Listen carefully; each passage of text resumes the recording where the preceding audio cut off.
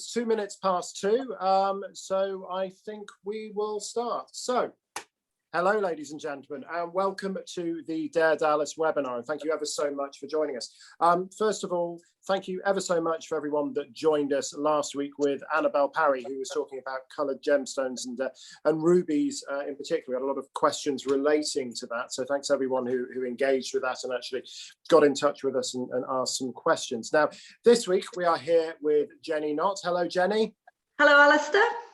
And we're going to be talking about hallmarks. Now, hallmarks has always fascinated me as somebody that actually takes a lot of time with silver and actually enjoys it. It's a really fascinating kind of thing, and a bizarre kind of item that's, you know, basically it's such a logical kind of thing on something that is so kind of dominated by an artistic kind of manner. So, Jenny, what is a hallmark? Well, very good question, and a really good place to start. A hallmark is basically, in essence, they started to be your assurance that when you bought an item of silver or indeed an item of gold, a bit like the Cuprinol advert, it did what it said on the tin, or it was what it said on the tin. So it's your guarantee of quality or a certain grade of fineness.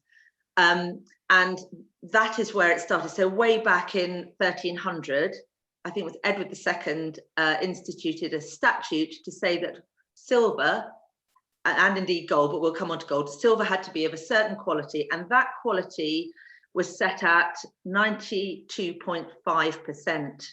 It's obviously it wasn't decimalized then, but effectively 92.5% silver, and the rest of the material in your object would be alloy. And I'm sure most of our audience will be well aware, the reason that you need to put alloy into silver is because silver in and of itself is very soft. It's malleable, it's workable, but it's often too soft to be of practical use. So you put alloy in to make sure that it doesn't scratch and dent at the first sign of anything at all. So that is that's the essence of the first part of the hallmarking, and that is where we started way back in 1300. Over the years, the other component parts of the hallmark have been added in over the centuries. So what happened originally was in London, there were guilds. I mean, this is where the guilds, in fact, transformed themselves into what we now think of as the livery companies, and in this particular instance, the goldsmiths company. And we still use the word goldsmiths company. What we actually mean is goldsmiths and silversmiths, but that was the generic term. So in order to make sure that people weren't being ripped off, essentially, they would send their wardens round to assay or test. You know, I think I've mentioned this before on webinars, assay being the French to test. So they test the silver to make sure that it was of this 92.5% mark. And they chose that because that was the same as the coinage. The coinage was at 92.5, so that was deemed to be the appropriate quality. And actually, I was thinking about this only today because I was thinking about the geography. Anyone who knows London or is familiar with the area, even now, the Goldsmiths Hall is set right of Chancery Lane, where you have the silver vault, so the sort of the heart of silver retailing and less so making now, and also around Hatton Garden and Herbal Hill, where you have all the goldsmiths. So actually, over all these years, not so much has changed. Ideally placed, isn't it? Absolutely ideally placed. And that's really pertinent, actually, because when you think about when this all got going in the 1300s, no one could zip in a car or a train with their goods. You were literally carrying your goods. Well, as I say, originally, the wardens would go around to workshops to test. I think it was about 1478. I haven't got all my facts and figures right to hand, but they started, what then started happening was makers started applying their marks. So you didn't just, originally the sterling, I haven't mentioned this, originally the sterling mark was set, we call it the leopard's head mark even now. Actually, it never was a leopard. It was always a lion, but leopard, in heraldic terms, was the old-fashioned term for a lion. So that was deemed to be it's now the London hallmark, but originally it was your mark of fineness. Let's have a quick look at some examples, because I think this is a really good first one to look at, because obviously we've got that leopard's head there. And do you think that the reason why it was referred to as the leopard's head, because people might confuse it with obviously the lion hallmark that sits next to it? Well, it's a very good question, but the answer is no. Okay. The leopard's head was originally your mark of fineness, your sterling mark. It only latterly came to denote London as the place of manufacture. The lion guerdon, I tried to research this for this very webinar. There's no firm story why that actually became to be the sterling mark. So originally it was just the leopard's head, and that denoted your silver. The sterling mark came in later, and at that point the leopard's head came to denote London as an assay office. And so London, sorry, go London ahead. was the first assay office? London was the first assay office, and they would have been happy to have been the only assay office, actually. There was always a certain superiority. The Goldsmiths Hall and the London makers always assumed a slight superiority. And again, when you're thinking of the practicalities, 700 years ago, there was little interaction between London and the provinces, and the makers in London assumed that very little was going on in the provinces. In fact, a lot of gold and silver was being made provincially, and I think, again, dates are a bit muddled because I haven't got it in front of me, but at the sort of end of the 1400s, towns like Exeter, Salisbury, Bristol, your neck of the woods, Lincoln, Coventry, all got a town mark, and they then, their guilds would stamp their town mark on pieces. But London was very much the first, and slightly tangentially from our timeline, London still has always had the reputation for producing the big commissions. Okay. So if you ever come across a really impressive cup, for example, or a massive commemorative charger, chances are that it'll have a London hallmark. So do you think it's a stature thing to have it done in London rather than, at the moment, the only other places I suppose one can go to is Birmingham, Sheffield or Edinburgh? So do you think a major manufacturer would think, okay, well, I would rather have this assayed in London than in one of the other assay offices? Probably less so now, although it is still true that it would be likely to be a London market. It does still have prestige, but it's not quite so simple as that, because other assay offices had a reputation for other things. So, for example, Birmingham has a reputation for assaying all small objects, buttons, scent bottles, snuff boxes, for example. Cigarette cases. I remember cigarette cases, all of them. Yes, you'll see. All of them small. Are from Birmingham. Yeah, and so you might get something. I mean, something very highly collectible, like 18th century nutmeg grater, for example, would be a good one. They are highly collectible. Nutmeg was very rare, so they were little ovoid, sort of egg-shaped silver things that with a grater inside. Now, that is a very collectible item, but you'd always expect that, nearly always expect that to have a Birmingham mark because it's a small item. So Birmingham and in fact Chester were associated with small items, but not necessarily inferior items, probably the best of their type. And then, as everyone will know, when we think of Sheffield, you tend to think of cutlery. So again, you would find canteens assayed for London and for other places, but a canteen with a Sheffield mark wouldn't be an inferior canteen. It's what you would expect. So it is partly a prestige thing, but it's also partly the reputations that different assay offices had for different types of goods. Let's just go through the marks as we see them. So obviously the lion now and we've kind of been down the route, obviously, Yeah. with the lion's head was previously just to denote that it was silver, but now, so the lion that we can see there in the irregular shaped mark is the sign that it is sterling. The following, the leopard's head mark in the shield shaped hallmark, that's to signify London. Now, the E and the head, what do they signify? Well, the E is the date letter, and date letters are interesting. So initially, as we've said, I mean, there's a sequential sort of timeline here. The date letter was added after the maker's mark, and we'll probably talk more about makers in a minute. When the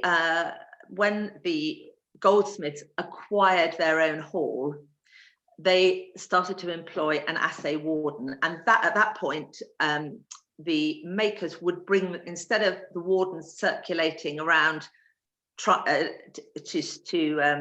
studios, the makers, people would bring their stuff to the assay to the hall to be marked. And they introduced, I think, unbelievably cleverly, and it's not just for our convenience now, knowing how to date things exactly, a system of letters. And so when you looked at the letter, you could then refer back to who had been the warden at the time. So if there was ever a question of something not being what it purported to be, you could look back and think, oh, you know, Joe Boggs was the warden then, so he was responsible. Was he good? Were there any other dubious things? So that is why the date letters originated. And actually, funnily enough, so the London ones go back a long time. Not all assay offices use the full alphabet. Some don't use the letter J. Some don't use the last 4 letters of the alphabet, or didn't. So when I started off working at an auction house and I had my little hallmark book, I thought, oh, great. Well, this is basically decoding. I'll get to grips with this in no time at all. And actually, it's a bit more. You can't just see that E and think, oh, well, that's going to be 1860, and it'll be 1860 in Sheffield and Birmingham. In fact, for the youngsters that are hot on our heels, Alastair, it is much easier now. I still like to consider myself as being a relative youngster in the whole grand scheme of things, Jenny, but I see what you're saying. Yes. Well, relative to me, you very much are a youngster, but you will see what I'm driving at, because in 1973 there was a new Hallmarking Act. Yeah. And actually what that did was that brought all the date letters into alignment.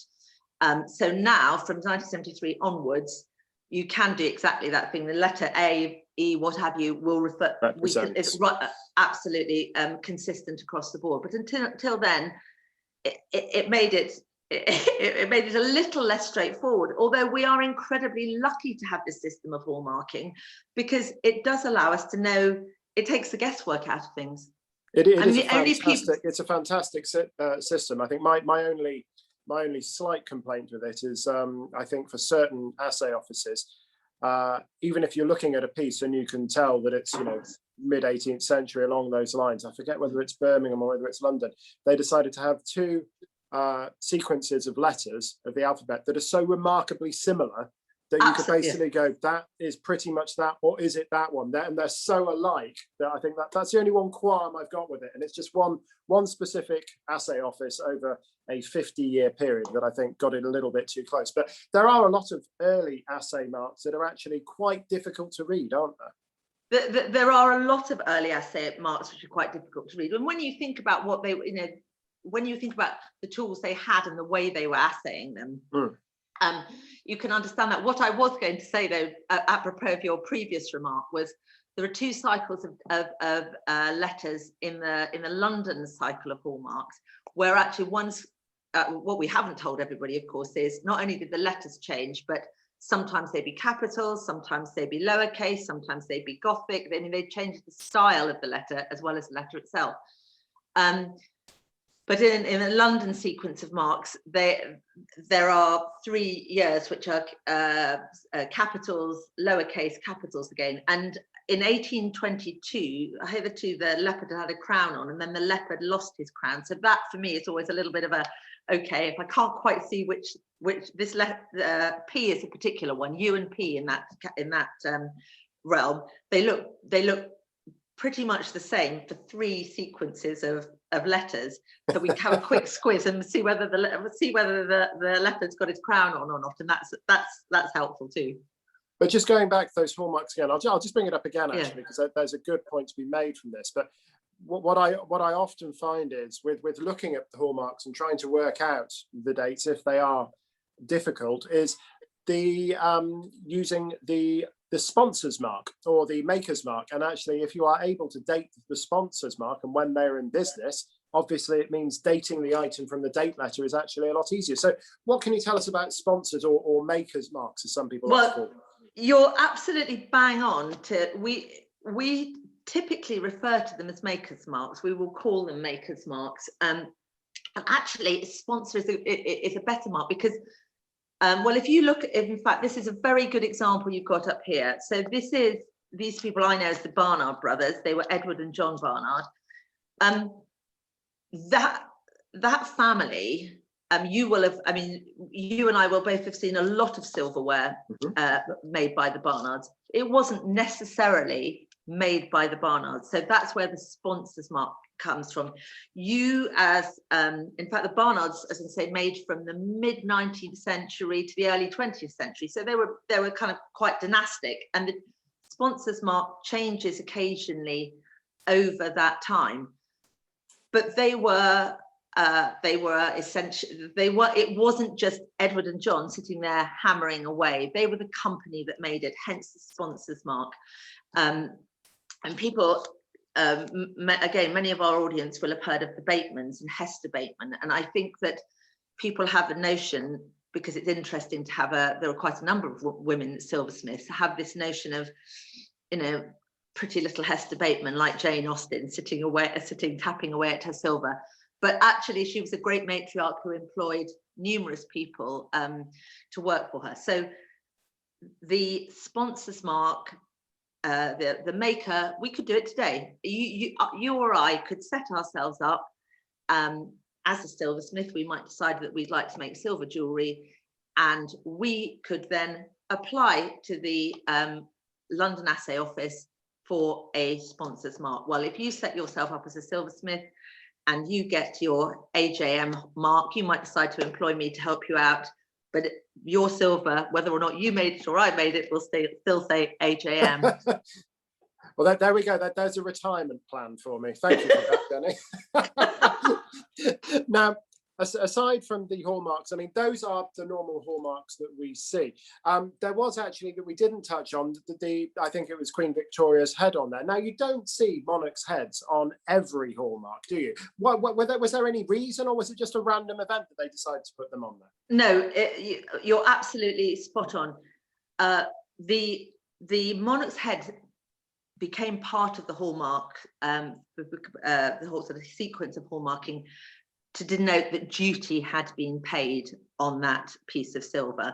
And oh goodness, I think it was, I will put this out, I think it was about 1784. In fact, it was George III. It was 1784 when they first started applying the monarch's head to show that duty had been paid.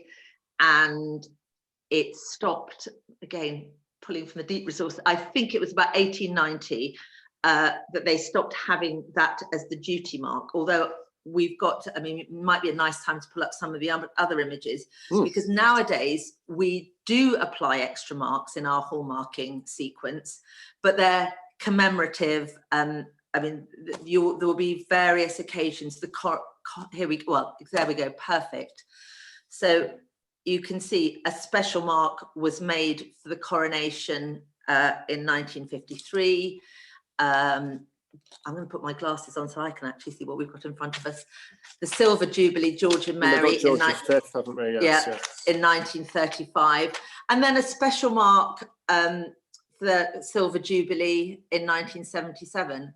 I mean, and rather conveniently, I got married in the year 2000, and given what I've always done for a living, it was absolutely perfect. So my husband seemed to just want to keep asking more and more people to be our ushers. So we had 20 pairs of cufflinks with the Millennium Hallmark, which we gave our ushers. Oh, isn't that jolly? Which was very jolly. But so that particular mark clearly was only used for 1 year, the Millennium Mark. A little aside from that, when I talked about the Hallmarking Act of 1973, prior to that, the date letter actually didn't change on the first day of on 1st of January. Prior to that, rather quaintly, the wardens, the assay wardens, were appointed on St. Dunstan's Day, which is the 19th of May. So prior to 1973, the date letter always changed on the 19th of May. So only, isn't that brilliant? Makes absolutely no sense whatsoever. No sense whatsoever. And confuses people cataloguing silver forevermore. Absolutely, 100%. But so, I mean, now I use the term youngsters loosely, but it's so much easier now. All the, date letters are all aligned. Everything changes on January the 1st. The older I get, the more I'm going to complain about how much harder it was for us. Now, Jenny, obviously there was the leopard's head for London. Now talk us through that. There is a bit of a reason behind some of the other hallmarks and the symbolism that they use as well, isn't there? Well, absolutely. And by and large, towns and cities use their town or their city mark. So Edinburgh has a castle, which doesn't really need any explanation. But actually, when we were talking about the provincial marks, although Birmingham and Sheffield are now huge centres for us, still, with their assay offices and hallmarking, I mean, people will have heard about the jewellery quarter in Birmingham, particularly huge. They didn't get their hallmarks until the 1770s. And a chap called Matthew Bolton, who again people may have heard of in relation to all sorts of things. I gave you an image of a £50 note, but Alastair, for the love of Dare Dallas, I actually got. Oh my word! I'm wondering if you think I can put this on expenses or not, but possibly I was going to say, is that your daily rate? If only. But this chap here, this chap here, Matthew Bolton, is absolutely integral to the story of silver, but he's not on the £50 note because of his association with silversmiths. He's on the £50 note because of his association with James Watt and power. And I've now scrutinised it in the interest of research. But Matthew Bolton is our man for Birmingham because he was a huge entrepreneur. And in fact, when we were talking about makers marks and sponsors marks, he eventually employed about 700 people making for him. And at that time, people in Birmingham would take their silverware to Chester to get it hallmarked. And he thought, I'm not having any of this with my burgeoning empire here. So he decided to lobby Parliament at the same time as the people in Sheffield were also interested in applying to have their own hallmarks. And it was quite a lobbying campaign, because you talked earlier about the prestige of London. I mean, the London Assay Office weren't in any great hurry to award hallmarks or to their own centres to Birmingham and Sheffield. And so James Bolton came down and he set up camp at an inn in London called the Crown and Anchor. And eventually, I mean, this, as I say, this wasn't the work of a week or two, eventually managed to get Parliament to pass an act which gave both Sheffield and Birmingham their own marks. And I don't know about you, but I was always curious when I started about, Birmingham could not really be more central or further from the sea, but you all tell me, what's the Birmingham town or city mark? Well, it's an anchor. Yeah. It's an anchor. So you have to ask why. And it is, I always wondered if it was apocryphal, but there's quite a lot of literature around the fact that once they were successful, they went back to the Crown and Anchor, where they'd been staying during their, as I say, their campaign on Parliament, and they literally tossed Matthew Bolton and his opposite number, who remains nameless, tossed a coin. Birmingham got the anchor. Sheffield got the crown. So that's why Sheffield has that. Isn't that a lovely story? Yeah, it's great, and I think that again kind of sums up the quintessentially Britishness of it. I think it's very quirky, isn't it? It's really it's brilliant. quirky. It's fantastic. I think we should probably tell people as well, though, that now in 1975, if you have silver that's 1975 or later, Sheffield changed its mark to a rose, presumably the Yorkshire rose. Was there any reasoning behind that? Well, I don't know. As I was speaking, I can only assume that it is the Rose of Yorkshire. So yeah. And they probably kept it like that. Now, another hallmarking interesting kind of thing, and I'm aware of time on this, but the Armada dish has always been something that I think a lot of people have asked why the hallmarking on it was so random, and it even still to this day continues, doesn't it? In terms of if you buy a new Armada dish, the hallmarks aren't neatly positioned in the bottom. They're all over the place and all over the rim and upside down and you name it. You're absolutely right. And I love Armada dishes for all sorts of reasons, not least of which is that they have been made for centuries. I mean, for all I know, you may well have one on your dressing table where you fling your cufflinks, and they're still given as a dish. And so it does beg your question is the hallmarks, but also you might ask, why is this circular dish? I mean, most people see them as fairly small items. They come, you'll have seen them, you and I will have seen them. You can get enormous Armada dishes, but always called Armada dishes. So the history of the Armada dish is that when the Brits sort of routed the Spanish Armada, we found on their ships a set of, I think, 36 dishes that we now call Armada dishes. At that point, they were obviously just Spanish dishes that were of the part of the sort of booty or the goods on the ship. We took these Armada dishes and we put our hallmarks on the rim, which was I can't even think of a nicer way of putting it. It was a kind of Yabu sucks. We've got your silver and we've made it ours. So that is why, those marks are big and random and absolutely in your face to show this is ours now. And many years ago, some of those 36 original dishes, I think 31 of them have been found. So the original dishes, all bar 5 of the original dishes do exist. But they are still marked in the same way now, because any other, as you or I would know, and we haven't really touched on this, but any other plate or dish of this kind, or if people have got salvers, you would probably turn it upside down to find the hallmarks on it, or you'd expect them to be in a discrete line at the side. But it is really, they are very out there. They're very shouty, the dishes on the hallmarks on Armada dishes. Well, if you're going to shout about anything, stealing somebody's silver is possibly something you can get away with shouting about. Yeah. Now, talking about the marks and quality and standards of silver, obviously there are different types of standards of silver, aren't there? And I'm just going to bring up a photo here, which shows a slightly different mark. So can you talk us through this? Well, again, being aware of time, so we've covered, well, you can see there's William IV, who I always think has a sort of a uniquely high forehead, quite an interesting hairstyle he went for.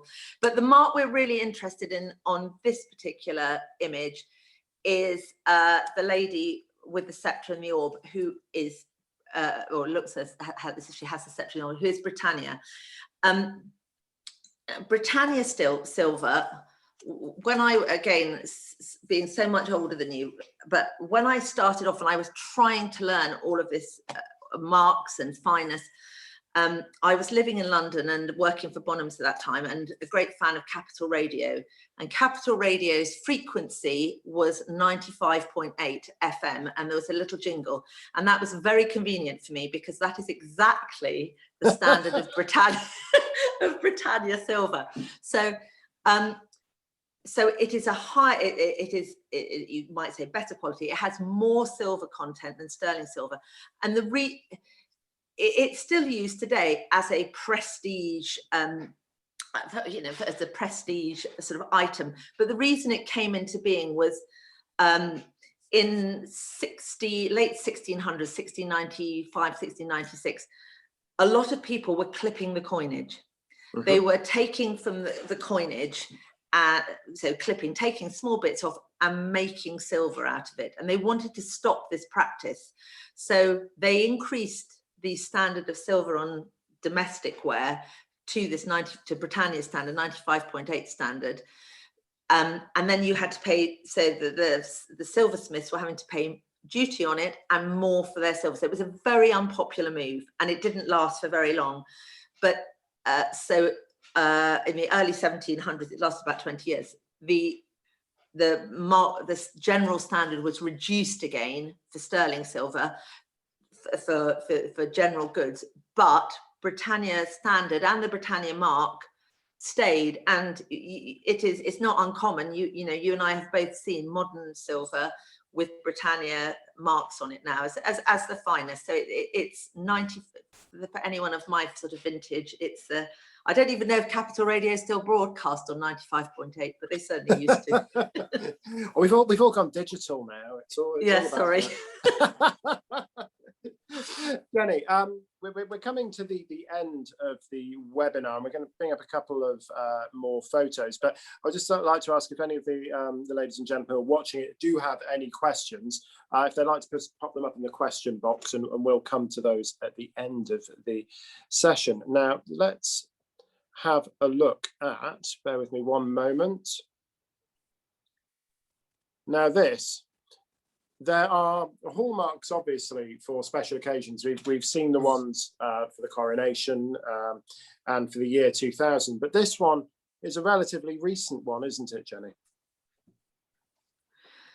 Yes, it really is. I actually, I asked a friend of mine to take this picture, which is why it's not quite probably as high definition as the others. But I really love this. So if we remember what we've talked about so far, in fact, nowadays it's got more marks. So we often put 925 on silver nowadays, which, as we now know, is the standard. We will stamp that on. Incidentally, not everything that you see stamped just 925 can you assume is sterling silver. So we've still got our series of hallmarks: the sterling, the lion there, the V, which is the date letter, the improbable anchor mark. But the top mark there is a good one again to show. This is my friend works for a company called Capital Cash Limited, so they have had their own sponsors mark made. Now they don't manufacture, but they often acquire goods that aren't hallmarked. So they've had a sponsors mark made that will be taken to the assay office. I mean, these days they use, I specifically asked Alastair earlier, please don't ask me about the chemistry of this, but they X-ray, they have a non-invasive X-ray technique to determine the quality of the silver. So I've actually seen it. I've been very, very lucky, and I as part of my silver training, I went to the Birmingham assay office, and they talked me through the whole, because it used to be literally a scratch test, but nowadays with the joys of X-ray technology and whatnot, and the way it's actually put together, they showed me how it was done, and it's remarkable, really, to be honest. The way it's all calculated, and as you say, the chemistry of it is somewhat baffling, but ultimately that's not our side of it. But it's a remarkable process. And it was absolutely well, you're absolutely right, and I'm going to get on to the last mark in a moment. The other thing to say is that when we've been covering in a whirlwind tour sort of over 700 years of this, but clearly back in the day sometimes people talk about punch marks. They were literally punched on to pieces of silver, and sometimes you could take your piece of silver in to have your hallmarks put on before you'd even made it into the article it was going to be made into. So sometimes you were talking about, is it always easy to read marks on early pieces? I mean, sometimes no, because the hallmark was put on and then the piece was made into the piece that it was going to be. And actually the hallmarks are very, if there's any decoration, they can be really difficult to determine. These days, people do still hand hammer marks onto important pieces. You know, there's and it's rather wonderful. It's enjoying the touch and the feel of the silver. And if you've got a big piece, that looks absolutely wonderful. But for smaller things, or maybe on the inside of a ring band, it's often lasered now. Yes, I remember when I was at Birmingham Assay office, they actually purposely, they said, come and have a chat. And I spoke with the guy who designed all the laser hallmarks for the Birmingham Assay office. And we had a small conversation about, obviously, my opinion that the original stamping was just far more malleable. And he took me through he had 10 or 20 pieces there, and he took me through why lasering was so good for some items. And you can still get that tactile feel, but there is that element, and I think it's, you know, it's the same with a lot of art. There is that element of just it's slightly off center, it's slightly bizarre. Whereas a laser one, you pick up the next one, it's exactly the same. You pick up the next one, it's exactly the same. Whereas with a man and a punch, or a woman and a punch, it's all a little bit random, and I think that's phenomenal. Now we are running out of time. We'll just very quickly talk about this last mark, which I just thought was a charming way for us to end. Because this mark, we've talked about marks to special occasions, and it's probably completely obvious, but this mark was produced very quickly last year as the Assay Office's NHS mark, obviously. So that is the rainbow with the heart in it. And I just thought that was a very apposite, very innovative, and lovely gesture that a hallmark, a special extra hallmark was made the year of the pandemic, and couldn't be more appropriate in terms of saying thank you than to have the rainbow, which we now associate with the NHS. Well, it's a lovely touch, isn't it? And it's as you say, a lovely gesture. Now, we've had a couple of questions from the floor. The first one was, does the lettering system indicate the period of the silver? I think we've covered that one to a certain degree, but if you are slightly unsure on that, please do ask another question. I'll just intercede, actually. I'm just going to, excuse me, anybody who's interested in this, these books, and Alastair and I will carry these around. My silver hallmarking book, you can pick these up very inexpensively. They're widely available. I don't know if everyone can see if I open it. It gives all the cycles of hallmarks. And mine, they are remarkably, you don't have to be from Bletchley Park to understand it. It is remarkably simple. Bang on. And I mean, I've got about 3 of these now, but they have quite, and they don't have up-to-date hallmarks at all, but they've quite the kind of patina, to use one of our terms, of an old recipe book. I mean, things have been spilt, it's dog-eared and everything, but it is still my most invaluable bit of kit. That and a loop, when I'm looking at silver, are absolutely where I go to. And as I say, it's really, Alastair's right, it's really easily laid out and very easy to decode, and it's just a small book. So if anybody's interested, I highly recommend English Silver Hallmarks, it's called. Another question that we've had is, does a mark affect value, and who are the best mark makers and why? I'll just touch on that quickly, because ultimately, in terms of the best makers, and I'm sure Jenny will mirror this opinion, for different things there are different makers that are fantastic. You know, we've got Paul Delamere, we touched on Hester Bateman, and we've got, you know, Nathaniel Mills. There are lots and lots of people that are, you know, especially good at their specific items. However, I don't think it would be easy to say there are better makers than others that kind of stand up as being just incredible, are there? No, I do apologise. You know, this is the joys of Zoom with the phone in the background. You're absolutely right. I mean, some makers, Paul Storr and Paul Delamere are, you know, the big daddies of the silver world, and so there are some makers that are very well known. For example, we saw the Barnard mark early on. If I saw a Barnard, you might very typically find a tea set made by the Barnards. That, to me, I'd glance at the maker's mark and I'd know I was going to see something of good quality. I'd know that was going to be interesting. Not necessarily the most innovative, but it was going to be absolutely, you know, I could be completely confident it would be great quality. But as a slight aside, I touched on small items being made in Birmingham. So with something like a vinaigrette, I might expect to see Nathaniel Mills, William Betteridge. There'd be makers I'd be looking at who typically made that type of item. And once I saw their mark, I would, there'd be a sense of reassurance.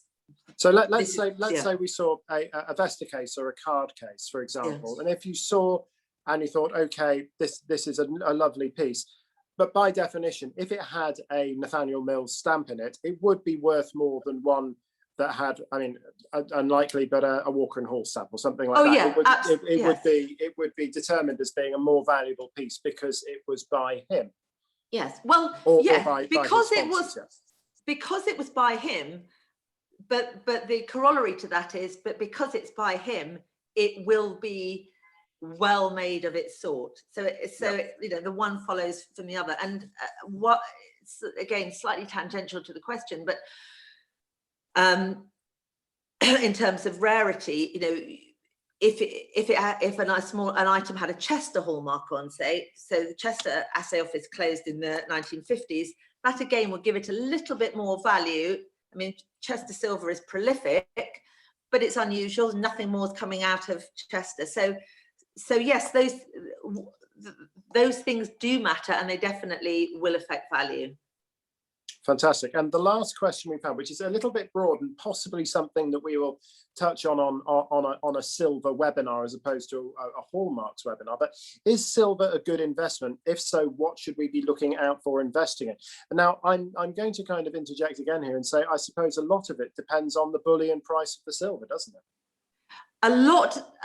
It's a huge question, and it's a really good question, actually.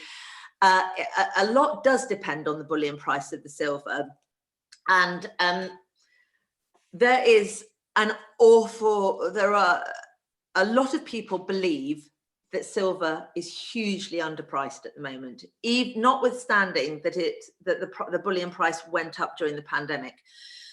One of the things that interests me is the fact that if we think, we didn't really touch on gold, but gold is primarily used for decorative items, for pieces that we will wear or use, but decorative value. Silver is used enormously in industry and in medicine, in dentistry, in X-ray machines. So its price, the price of silver bullion, is not just indexed against items, the kind of items that you and I look at. It's indexed at its very wide use worldwide, and also the amount of silver that is coming into the market. So there is a theory, a lot of people are speculating and holding on to silver, thinking that its price is going to boom. Alastair and I might be doing this webinar from Barbados if we'd have been able to call predict any of it. Yes, that's very true. But if you were going to, in terms of buying objects, nowadays, for example, I mean, there are things that are made of silver that we don't use particularly now. So what I would call, rather disparagingly, maybe a bog standard Art Deco silver tea set is going to make very little over scrap. Things that are broken beyond repair, or all sorts of things, the old-fashioned cruet sets from the 1960s. They were of their time and now command very little more than their bullion price. And people do keep that, do buy these things and hang on to them against the rise in silver price. But this has been long predicted, and it hasn't yet. I remember back in 2010, I was doing a television show which will remain unnamed, and there were people literally walking around a fair with shopping trolleys full of silver flatware, because at the time you could go and scrap a full canteen of silver flatware for far more than you could ever realistically get as an antique. And I You're think absolutely right. And I don't know if you, I mean, terrible. Again, I will pay deference to your youth here, but back in the 70s, there was a chap called Bunker Hunt who did try to corner the silver market. And this was from a point of view of you or I, who have a real love of the objects. It meant that actually at that point, silver price went so high that people were scrapping sort of Georgian salvers. I mean, things that had real intrinsic value. So we have to hope that that doesn't happen again. I mean, some things have passed their sell-by date. You know, we all know we're not going back there. But there are still items of silver that are collectible, though, aren't there? Oh, definitely, definitely. I would say, if you're looking for what is collectible and what you don't determine by weight, you need to be thinking, if it's rare, it'll be collectible. So in a sort of fairly general, if it's way, we can't talk about sort of early spoons, provincial marks, lots of fabulous makers, as you mentioned, Paul Storr, Paul de Lamery, incredibly collectible. Also, if you, the great thing about silver, if you can use it, you know, it's totally practical. I think what we should do is actually, in regards to that question, I think we should refer them to the upcoming webinar that we will be doing on silver as an entity. I think today was more kind of deemed toward the actual hallmarking process and the understanding, I think, of hallmarks more than anything else.